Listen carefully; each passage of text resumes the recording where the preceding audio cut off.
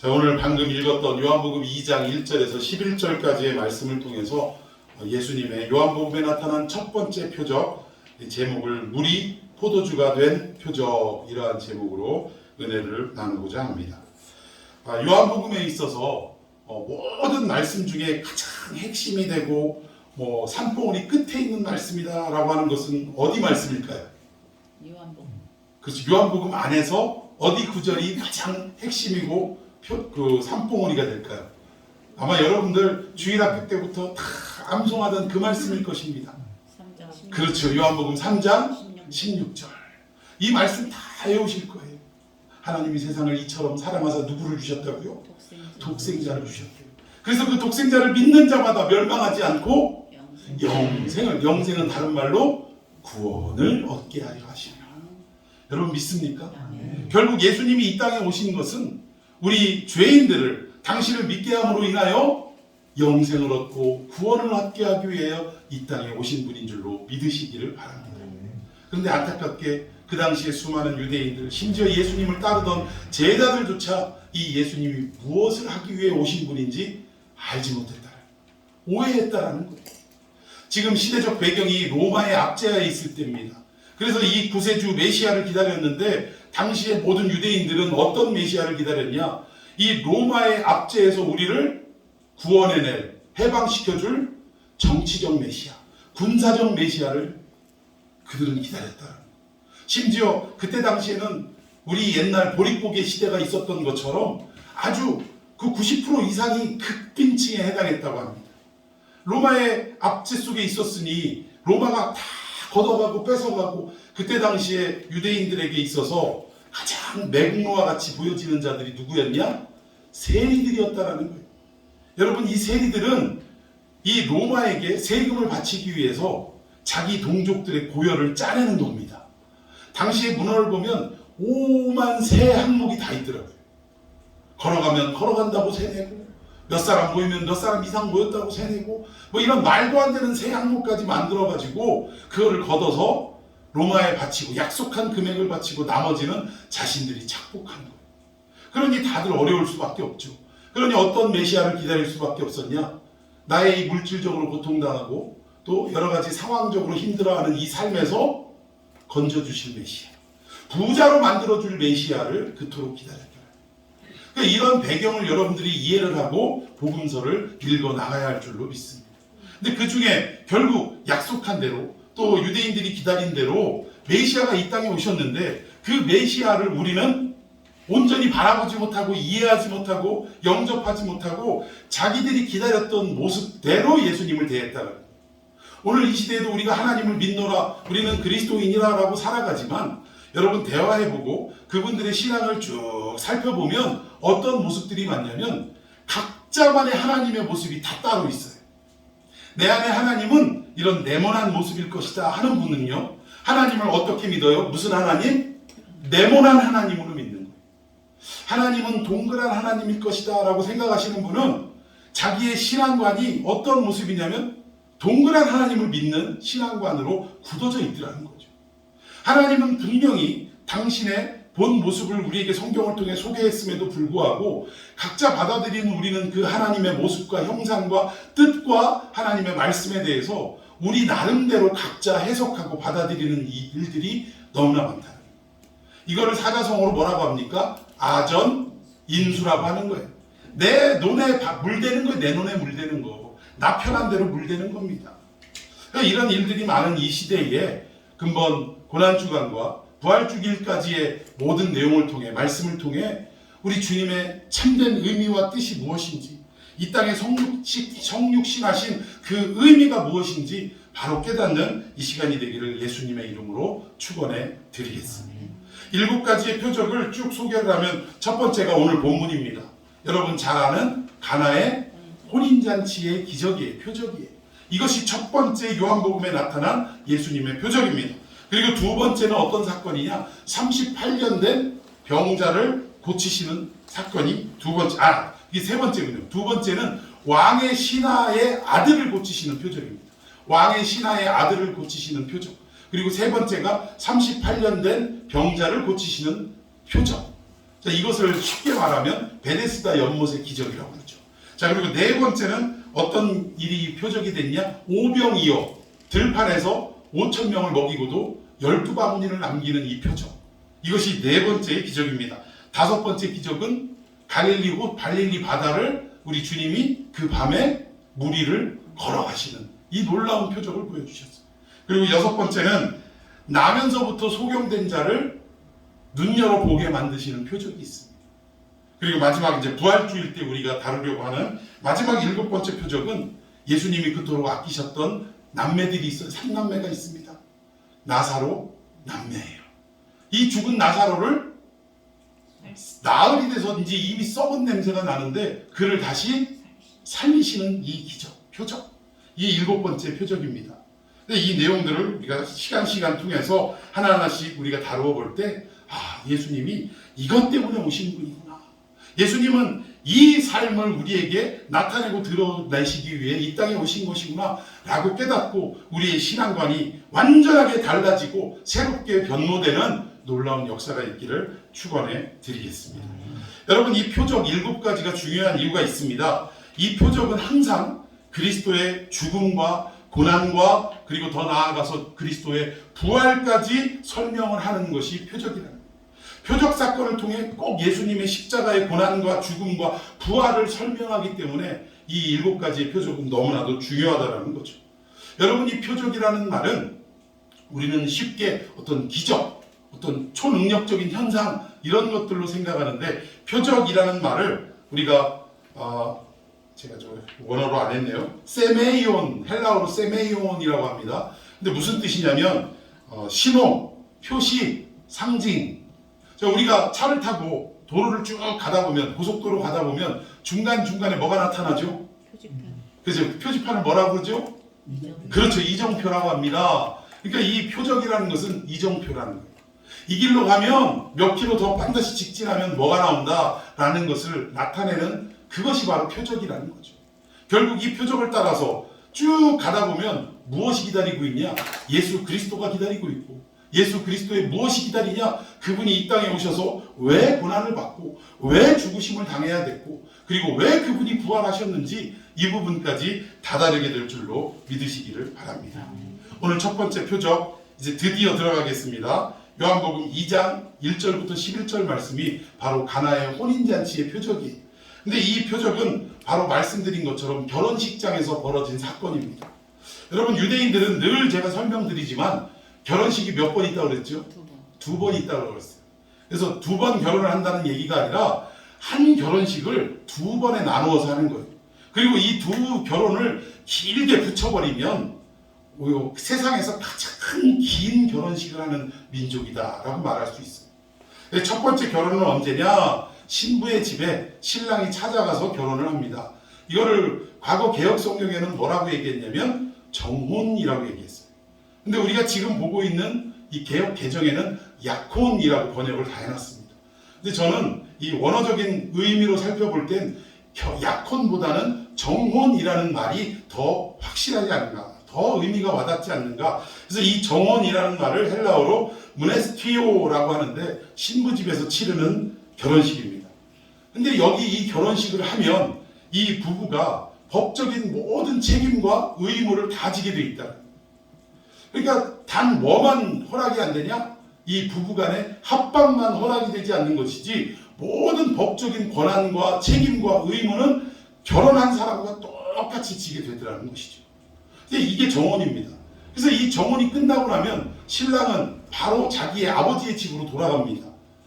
정혼이 끝나고 나서 아버지의 집에 돌아가서 뭐 한다고 그랬죠? 그렇죠. 신부를 데려와서 함께 살 집을 만드는 거예요. 누구의 감독하에? 아버지의 감독하에. 이 아들은 친구들을 불러서 인부들을 불러서 열심히 집을 짓습니다. 그런데 이 집이 완성될 때가 언젠지는 누구만 아세요? 아버지만 아시는 거예요.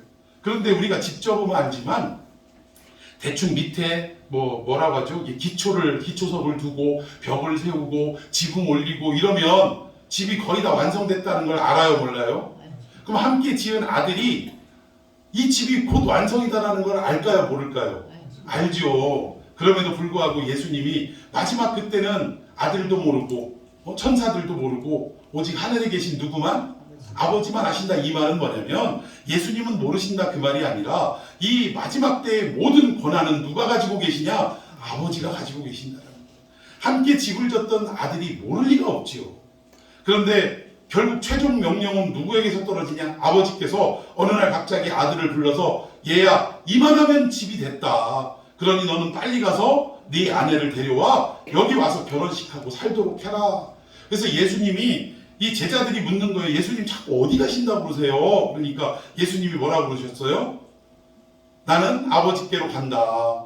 그러니까 당신이 죽어서 하나님 앞으로 가실 것을 말씀하는 거예요. 그런데 그 아버지 집에 가서 뭐 하냐? 너희들이 거할 곳을 내가 준비하러 간다. 그러니까 너희들이 먹을 집을 만들러 간다 그 말씀이에요. 내 아버지 집엔 거할 곳이 많도다. 뭐 이 말씀하시면서 그래서 마지막 재림의 주님은 지금까지 뭘 하고 계시냐? 우리가 거할 집을 짓고 계시는 거예요. 아버지 감독하에 짓고 계시는 거예요. 그리고 우리의 아버지 보좌 우편에 계신 예수님은 어떤 마음으로 천국에서 우리가 머물 집을 짓고 계시냐? 여러분 생각해 보세요. 저 신부 집에 두고 온 신부 보고 싶겠어요? 안 보고 싶겠어요? 보통 이 유대인들의 결혼식을 보면 이 집을 짓는 기간이 약 1년 정도 된다고 합니다. 1년 정도를 가서 얼굴도 못 보는 거예요. 그러니 집 짓는 내내 보고 싶어 안 보고 싶어? 보고 싶죠. 우리 주님도 지금 하늘에서 우리를 향해 그렇게 보고 싶어하는 간절한 마음으로 아버지 옆에서 우리를 위해 중보의 두 손을 들고 계신 줄로 믿으시기를 바랍니다. 그래서 너무 우리를 방치하는 것 아닐까 싶어서 예수님은 아버지 우편에 계시면서 대신 누구를 보내셨죠? 성령님을 보내신 거예요. 믿습니까? 성령님이 우리의 보증이 되어서 주님과 다시 만나는 재회 때까지 우리를 인도하실 줄로 믿으시기를 바랍니다. 자, 그래서 두 번째 결혼은 헬라어로 가모스라고 합니다. 가모스. 근데 이것은 신랑의 집에서 약 2주간에 걸쳐서 결혼식을 거행하는 거예요.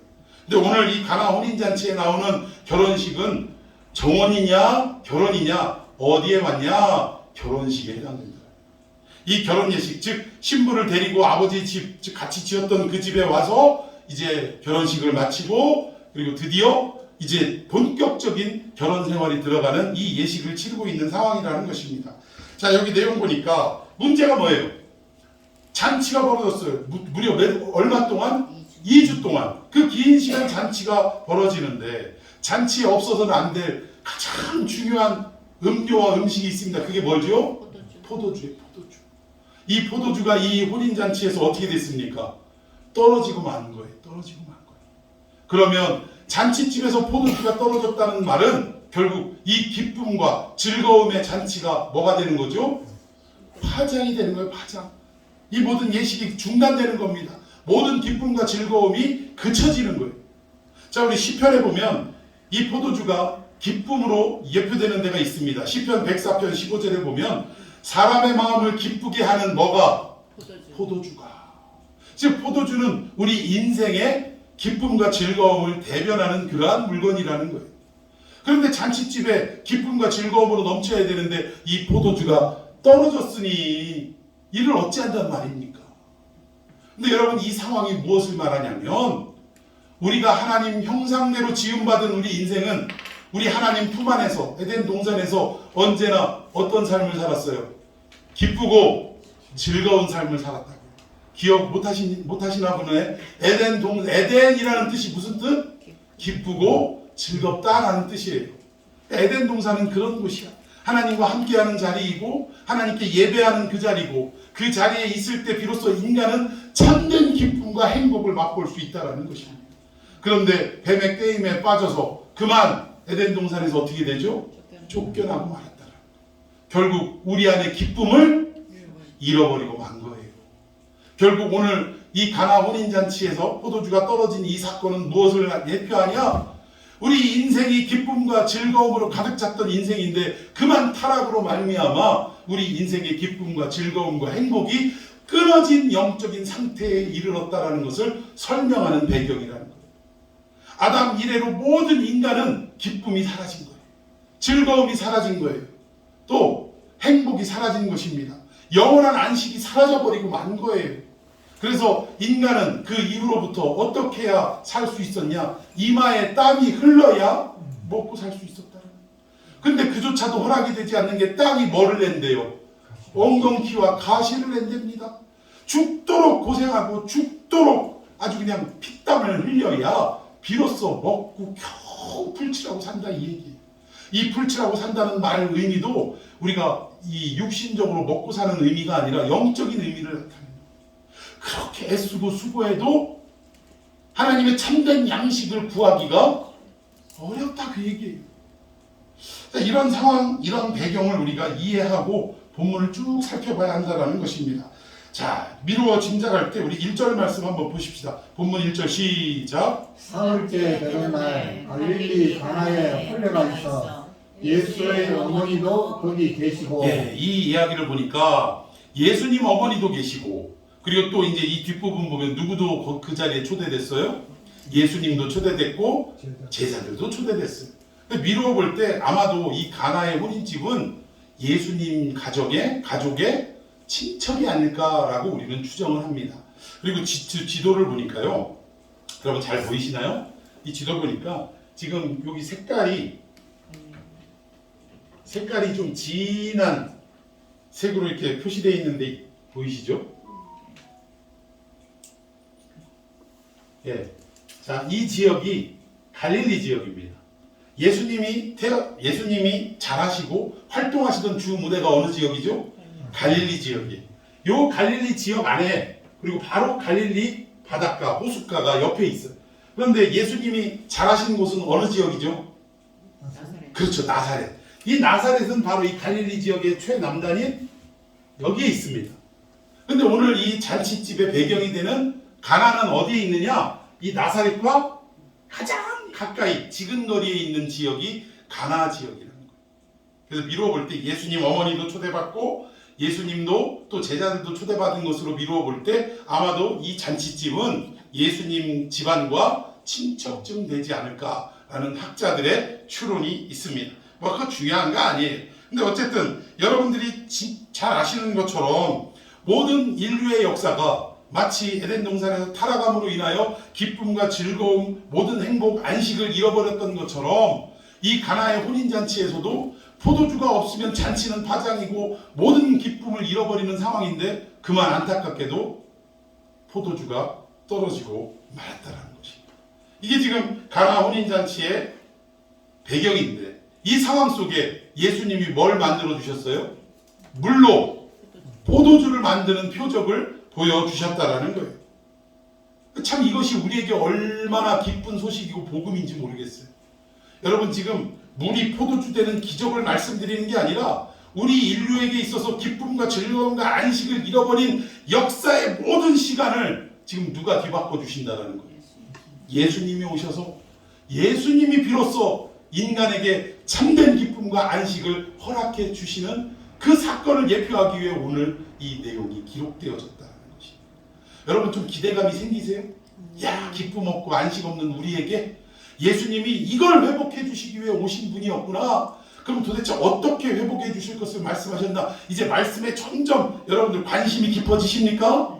예, 깊어지셔야 됩니다. 예, 자 우리 2절 한번 읽어보십시다. 2절 시작. 예수와 그 제자들도 혼례의 청함을 받았더니 3절. 포도주가 떨어진지라 예수의 어머니가 예수에게 이르되 저들에게 포도주가 없다 하니. 이거 화면이 이게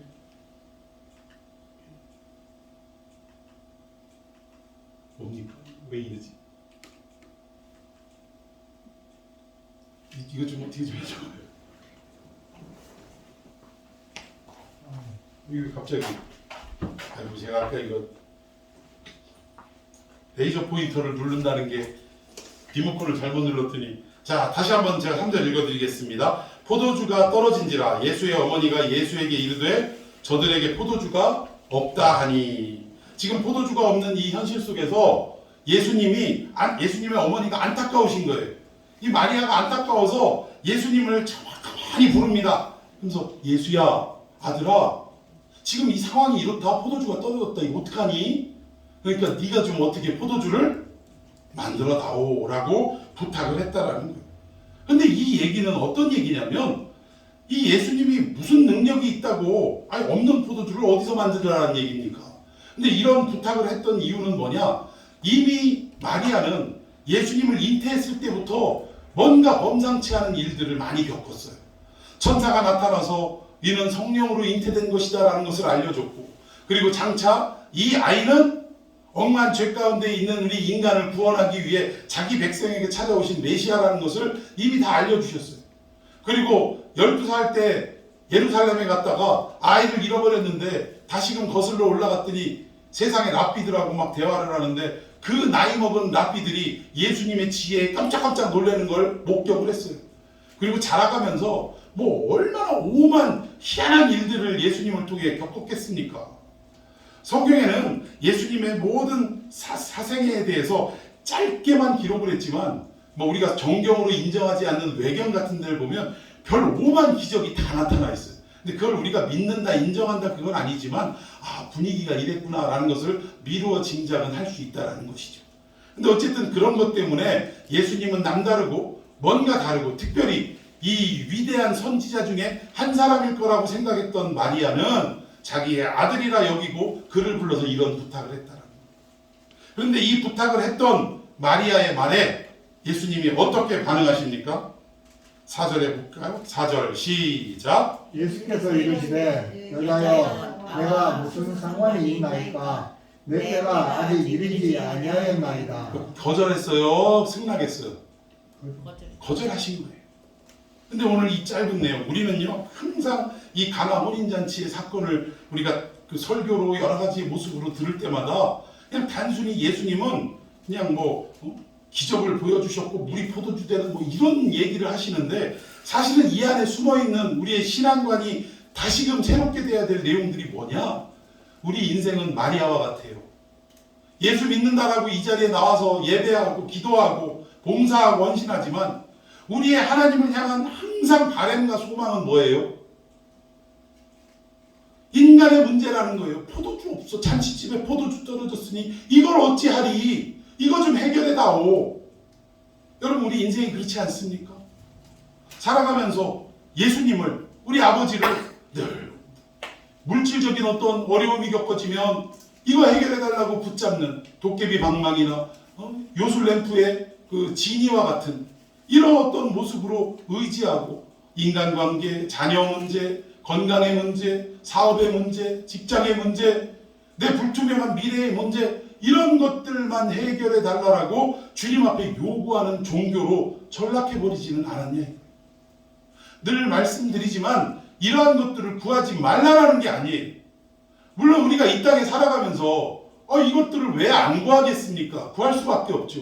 그러나 이것이 본질은 아니라 이거예요.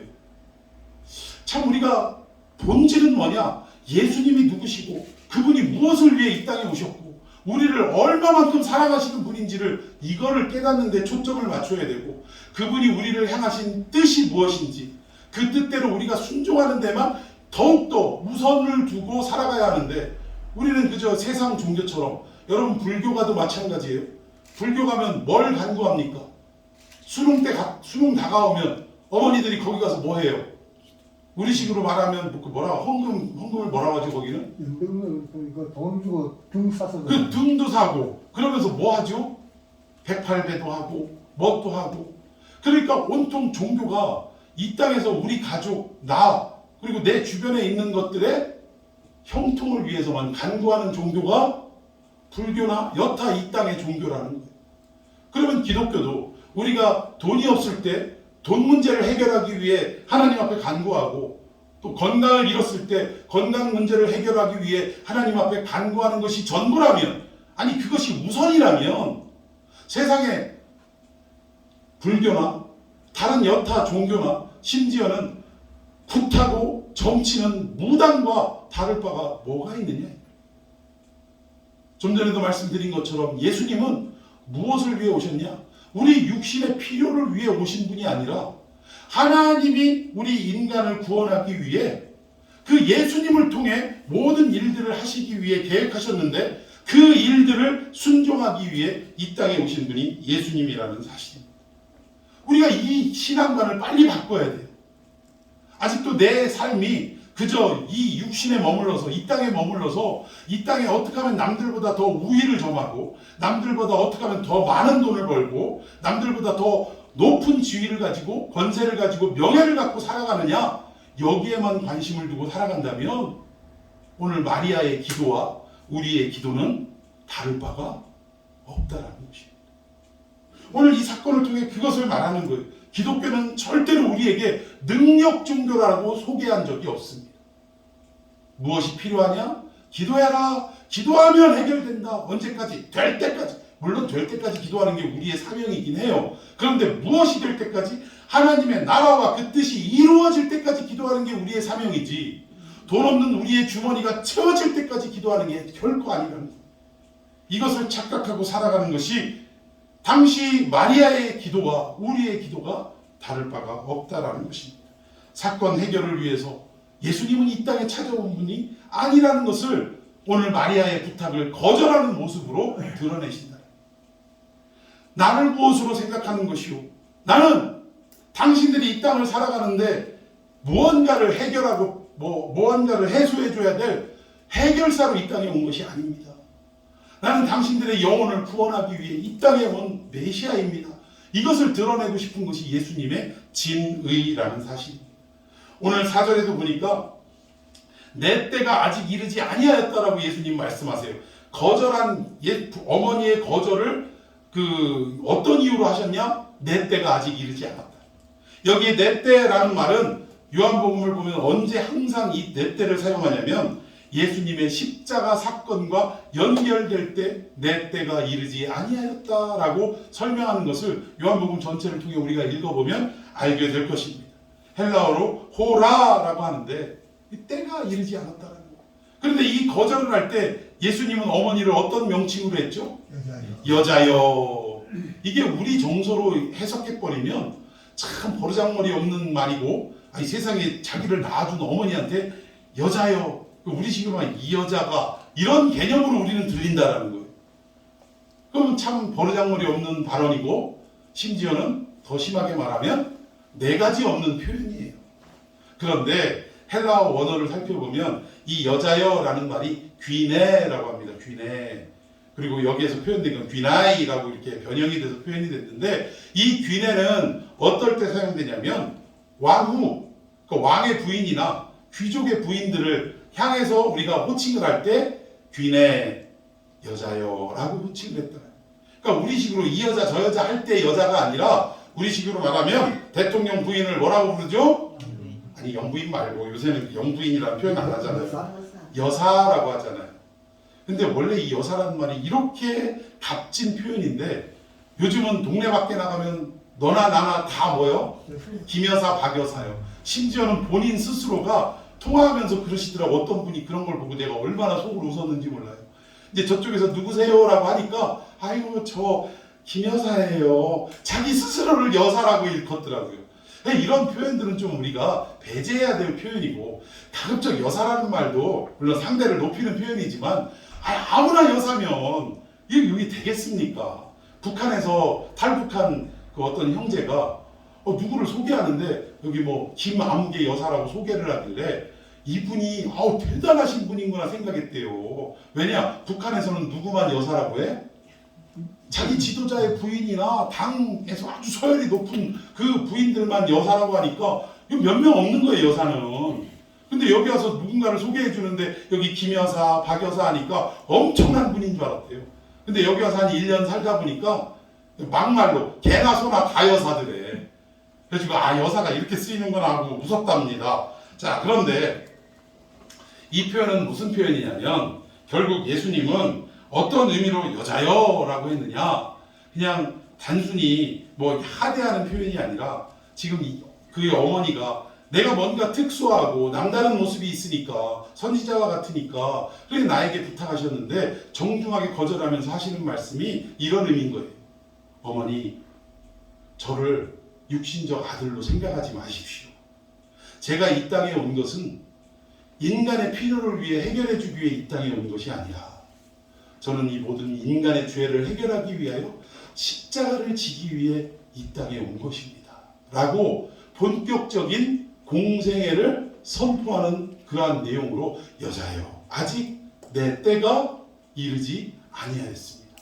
내 때라는 표현은 항상 무엇과도 연결된다고요? 십자가 사건과 연결된다. 여자여 나와 무슨 상관이 있습니까? 이 얘기는 어머니 도대체 인간들이 먹고 살고 부자가 되고 잘 먹고 형통하고 이게 무슨 의미가 있습니까 저한테? 저는 그 일을 위해 해결하고자 이 땅에 온 것이 아니라 제 근본적인 사명은 결국은 인간을 구원하기 위해 십자가 지기 위해 이 땅에 온 것입니다. 이것을 설명하는 표현이라는 거예요. 여러분 이 내용을 우리가 잘 알아야 한다는 것입니다. 자 우리 5절 6절 한번 읽어봅시다. 6절 시작. 거기에 유대인의 정결 예식을 따라 두세 통 드는 돌 항아리 6이 놓였는지라. 예, 여기 보니까 유대인의 정결 예식을 따라 두세 통 드는 돌 항아리 6이 있다라고 표현하고 있는데 유대인의 정결 예식, 이 유대인들은 정결법이라는 게 있습니다. 율법에. 그리고 율법의 정결법에다가 또 거기다가 장로들이 막 온갖 조항을 붙여놨어. 안식일 날은 어떻게 해야 돼요? 거룩하게 지켜라. 이거의 율법은. 근데 이 율법에다가 거룩하게 지키는 게 뭐지? 하고 장로들이 갖다 붙이는 거예요. 뭘 갖다 붙여요? 안식일 날은 일하면 안 되고 안식일 날은 걸어도 적어도 제가 정확하게 지금 키로수가 생각이 안 나는데 우리 지금 식으로 말하면 2km인가 3km 이상을 한꺼번에 걸으면 안 되고 그 정도 걸으면 반드시 30분인가 1시간을 쉬었다가 다시 걸어야 그래야 안식일을 범하지 않는 거래요. 그리고 제가 말씀드렸지만 저의 그 고고학 스승 되시는 분이 예루살렘 대학 총장 역임하실 때 아니 동네 사람들이 그 정통 유대인들이 자기를 인정을 안 한대요. 이웃으로 막 그냥 아주 벌레 보듯이 쳐다보고 그러는데 어느 날 그 유대인 한 사람이 막 문을 두드리고 막 초인종을 누르고 그래가지고 누군가 봤더니 옆집 사람이래. 아유 막 이 사람이 얼마나 반가운 얼굴, 응? 우리 표현으로 작년에 왔던 각설이 본 얼굴로 아유 막 반갑다고 하면서 우리 집을 좀 같이 가자고 그러더니 세상에 자기 집 마당 뜰도 못 밟게 하던 사람이 자기 집을 막 데리고 가더라고요. 손을 붙들고. 그래서 아 이분이 드디어 나에게 마음을 여는구나. 이 마음 가지고 그 옆집을 방문을 했대요. 그랬더니 일로 오라는 거예요. 그래서 갔는데 손가락질을 가리키는 데가 무언가 봤더니 세상에 전날 냉장고를 잘못 닫아가지고 열려져 있는 거예요. 근데 안식일 날은 그날이 안식일인데 안식일 날은 전기 도구를 만지면 돼야 한대요. 아니 지금도 그렇게 지키고 있어요. 지금도 정통 유대인들은. 그러니까 이 냉장고 문은 닫기는 닫아야겠는데 이 옆집 사람이 생각하다 못한 게 우리 그 교수님 불러다가 친절하게 불러다가 요거 좀 닫아달라 이거에 닫아달라. 그래가지고 아이고 흔쾌히 알겠다고 하고 문을 딱 닫아줬더니 낯세게 딱 빼가더니 당장 집 안에서 나가라고 그러더래. 이런 사람들 이 정도로 이 장로들의 유전을 막 붙여가지고 온갖 조항을 지켜서 결국은 백성들의 어깨를 짓누르는 일들을 해왔던 게 2500년 동안의 역사였다는 예수님 오시기까지 얼마나 힘들었겠어요. 예수님이 얼마나 답답했는지 니들은 지키지 않으면서 백성들에게만 이 무거운 짐을 지게 하느냐? 라고 하면서 바리새인들을 호통을 치셨죠. 이러한 삶이었다라는 것입니다. 근데 여기에도 그 정결 예식을 따라 두세 통 드는 항아리 6을 집 문결에다 뒀다는 거예요. 그러면서 어떻게 했느냐? 집 밖을 들락달락 하면서 이들은 들어올 때 어떻게 했어요? 이 물을 떠다가 손발을 씻고 자 그럼 손발만 씻은 것이 아니라는 거예요. 어느 정도로 깨끗하게 하려고 했느냐? 자 우리 마가복음 7장 3절 4절 다 같이 읽어봅시다. 시작. 바리새인들과 모든 유대인들은 장로들의 전통을 지켜 손을 잘 씻지 않고서는 음식을 먹지 아니하며 또 시장에서 돌아와서도 물을 뿌리지 않고서는 먹지 아니하며 그 외에도 여러 가지를 지켜 오는 것이 있으니 잔과 주발과 녹그릇을 씻습니다. 예, 손발만 씻은 게 아니라 뭣도 씻었어요? 잔, 주발, 녹그릇. 즉 음식을 먹을 모든 그릇까지도 이 항아리에서 물을 떠다 씻었다라는 거예요. 근데 이 장로들의 전통을 뭐라고 하냐면 그 히브리어 원어로 미쉬나라고 합니다. 미쉬나. 근데 우리가 여러분들 어린아이가 있는 집안에서는 기독교 집안에서는 항상 어린아이들을 지혜롭게 키우기 위해서 어떤 책들을 많이 사다 줘요? 탈무드 많이 사다 줘요. 근데 우리는 탈무드가 무슨 지혜에 집대성한 그런 책으로 우리가 알고 있는데 탈무드는 그런 책이 아닙니다. 탈무드는 어떤 책이냐면 즉 율법 조항에다가 온갖 조항을 붙인 장로들의 유전이라는 게 장로들의 전통이라는 게 있어요. 이 전통을 해석하고 주의를 다른 게 무슨 책이다? 탈무드라는 거예요. 탈무드. 근데 우리는 탈무드에 온갖 지혜가 다 들어있다라고 생각을 하는 거죠. 사실은 예수님의 말씀에 장로들의 전통과 장로들의 유전은 사실 우리를 살리는 게 아니라 우리를 죽이는 일이에요. 죽이는 일. 율법으로 죽이는 일입니다. 그런데 그 죽이는 일을 해석하고 주의를 다른 책이 뭐다? 탈무드다. 그러면 우리를 죽이는 장로들의 전통이 오히려 그 해석한 책이 우리를 지혜를 준다고요? 물론 우리가 그 책을 통해서 깨달을 수 있는 부분도 있지요. 그러나 이것이 지혜의 책이다. 하나님이 주신 지혜. 이러지는 말자고요. 여러분 아시겠죠? 예. 혹시라도 여러분들 나중에 손주 생기고 또 이러면 또 젊은이들은 자식이 생기고 하면 탈무드를 뭐 이렇게 읽어주고 하는 건 좋지만 이 탈무드에 그런 의미가 있다라고 이렇게 오해하고 읽어주면 안 된다라는 거예요. 자, 어쨌든 장로들의 유전을 따라서 손발도 씻고 심지어는 그릇까지도 씻는데 아니 지금 그것을 위해서 문간에다가 물을 항아리 6에다가 둔 상태라는 거예요. 근데 예수님이 그 항아리에다 물을 채우라. 그러면 이 항아리에 물이 있었다는 얘기예요? 없었다는 얘기예요? 없었다는 얘기입니다. 그럼 이것조차 무엇을 의미하느냐? 우리가 어떠한 행위를 통해서 율법적 행위를 지킴을 통해서 결국 이 일을 하는 건 뭐예요? 정결 예식을 지키는 것. 행위를 통해서 무엇을 얻을 수 있다라고 믿기 때문에 죄사함을 얻을 수 있다라고 믿기 때문에 죽어라고 이 일을 지키는 거예요. 그런데 오늘 가나 혼인잔치의 사건에서 그 물 항아리에 물이 비어져 있다라는 것은 우리가 죽어라고 지키고 지켰지만 결국은 우리의 죄는 여전히 있더라는 거예요. 빈 항아리에 불과하더라 이거예요. 아무 효과가 없더라 이거죠. 그런데 그 아무 효과가 없는 비고 빈 항아리에 예수님은 거기다 뭘 채우라? 물을 채우라 라고 명령하셨다라는 거예요. 결국 인간의 치성과 노력으로는 어떠한 행위를 한다 할지라도 구원을 받을 수 없는데 결국 구원은 어디에서 이루어지느냐? 예수님이 그 항아리에 물을 채우라 하시고 그 물을 무엇으로 바꾸셨죠? 포도주로.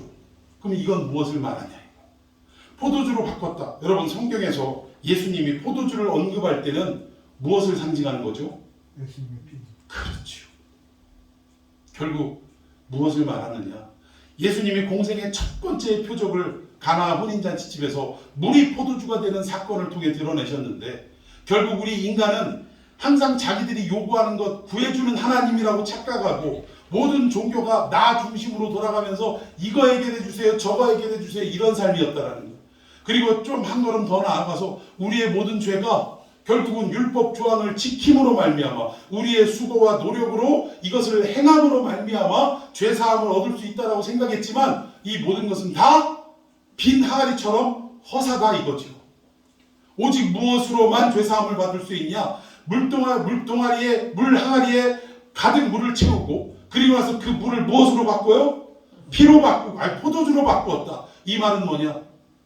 내가 너희를 위하여 십자가에 피 흘리지 아니하고서는 너희들을 구원할 방법이 없다. 그것을 말해요. 예수님의 7가지 표적 중에 첫 번째 표적은 얘들아 너희들은 아직도 내가 너희들의 필요를 위해 이 땅에 온 해결사라고 생각하니? 그래서 이것만 구해주고 저것만 구해주고 우리 기도의 모든 100%의 내용을 살펴볼 때 하나님의 나라와 의를 위해 기도하는 건 몇 프로냐 이거예요. 거의 80, 90%는 뭐만을 위해 이 땅에서 내가 먹고 사는 문제를 해결받기 위해서 성공을 해결받기 위해서 그걸 기도하는 우리들 아니냐 이거죠. 그런 우리들을 향해 예수님 말씀하시는 거예요. 내가 이 땅에 온 것은 너희들의 먹거리를 해결해 주기 위해서 온 것이 아니다. 해결사로 온 것이 아니다. 너희들이 반드시 해결받아야 할 죄의 문제가 있는데 이 죄는 너희들이 율법 조항을 지킨다고 해서 해결될 문제도 아니다. 그러면 무엇으로만 해결될 수 있냐? 내가 이 일을 위하여 이 땅에 온 이유인데 결국 내가 십자가에 달려 너희를 위하여 물과 피를 아낌없이 다 쏟아 부어질 때 너희들의 죄가 사해지는 것이다. 이게 첫 번째 표적으로 우리에게 말씀하고 있는 내용이라는 것입니다. 여러분 오늘 이 말씀을 통해서 우리의 신앙을 좀 점검해 봤으면 좋겠습니다. 과연 나는 이 땅의 필요를 위해 주님 앞에 간구하고 매달리는 그런 신앙인은 아닙니다. 마치 이 시대에 예수의 어머니인 마리아처럼 포도주가 없습니다. 물질이 없습니다. 건강을 잃었습니다. 우리 자식들이 앞날이 깜깜합니다. 이런 것들만 매달리는, 거기에만 올인하는 그런 신앙은 아니냐. 오늘 우리 예수님처럼, 우리 예수님 말씀하신 것처럼, 주님, 저는 죄인이로소이다. 우리에게 가장 중요한 문제는 내가 구원받고 저 하나님 나라에 입성하는 것이 가장 중요한 문제일진데, 이것이 가능해지려면 오직 뭐밖에 없다? 예수 십자가 피밖에는 없다. 내가 주님을 의지하지 않고 그 주님의 공로를 붙잡지 않으면 나는 이것이 불가능한 존재입니다. 이것을 고백하는 이 시간이 되었으면 좋겠습니다. 더 나아가 아직도 잔치집에 포도주가 끊어진 것처럼 이리저리 헤매이고 다니는 사람들이 너무 많아요. 오늘도 제가 교회 오는데 세상에 저 밑에 사거리에, 그 과일집 있는 사거리에 어떤 분이 세상에 이 오전부터 술에 취해가지고 두 손에다가 무슨 햄을 들고, 소세지 햄을 들고 막 무슨 나 교통정리 하시는 줄 알았어요. 이리저리 막 그 자리도 옮기지도 않고 그 한가운데서 막 교통정리하는 것처럼 시끄럽게 막 떠들면서 이러는데 안타까운 마음이 너무 들더라고요. 교회에 왔다가 준비하다가 집에다 뭐 놓고 온 게 있어가지고 얼른 집에 갔다 오는데 여전히 그 자리에서 그걸 하고 있더라고요. 여러분, 이런 영혼들에게 우리는 십자가의 전달자가 되어서 포도주가 떨어진 그 인생에 예수의 피, 예수의 십자가를 우리가 전달하고 소개하는 역할을 감당하는 삶이 되어야 할 줄로 믿습니다. 우리 이것을 위해서 정말 이 찬양 간절히 부르고 말씀 붙들고 기도하는 이 시간이 되었으면 좋겠습니다. 자, 우리 함께 찬양합시다. 십자가의 전달자.